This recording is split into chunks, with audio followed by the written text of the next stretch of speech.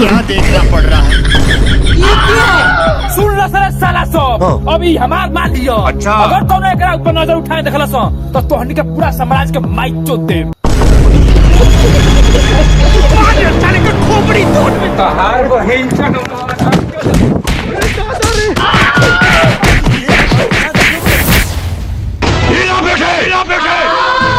बाबूजी अच्छा हो तो हर लड़का तलाश काट गइले।